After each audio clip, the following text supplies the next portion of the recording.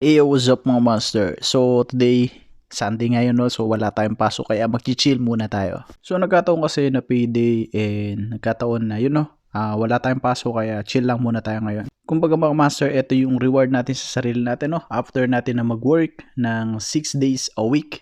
So syempre hindi naman din ganun biro yung trabaho no, mabigat kung sa mabigat kaya syempre kailangan natin ng reward para sa sarili natin. Kasi kung isipin natin mga master, no, yung sarili natin yung pinaka puhunan, kumbaga kung wala tayo syempre paano pa tayo makakatulong sa iba, no? Paano pa tayo makakapag-share ng blessings sa ating mga families?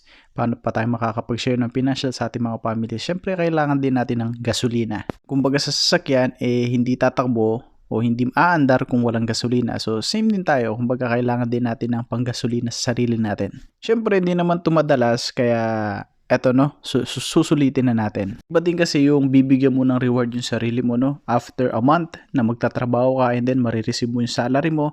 So, konti lang naman sa portion na yun ibibigay mo para sa sarili mo. Kumbaga, matitikman mo yung fruit of labor na ginawa mo sa loob ng isang buwan. Masarap din kasi sa pakiramdam no, yung kakain ka ng gusto mong pagkain and gagawin mo yung gusto mong gawin.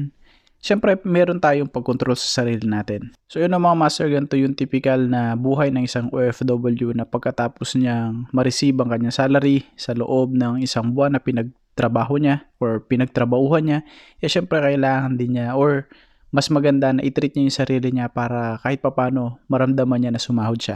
Kaya mga master, no, so yun ang mga nakikita natin sa social media na yung mga kamag-anakan natin, yung mga kilala natin, yung kaibigan natin, na nasa abroad nagpo-post sila ng mga lugar na pinupuntahan nila, pagkain, kung ano yung mga kinakain nila, restaurant, and so on so forth. So, yun yung paraan namin siguro man na masasabi ko na para mag-relax din. Kasi mga master, no, hindi biro yung lalayo ka sa family mo, sa mga nakasanayan mong gawain.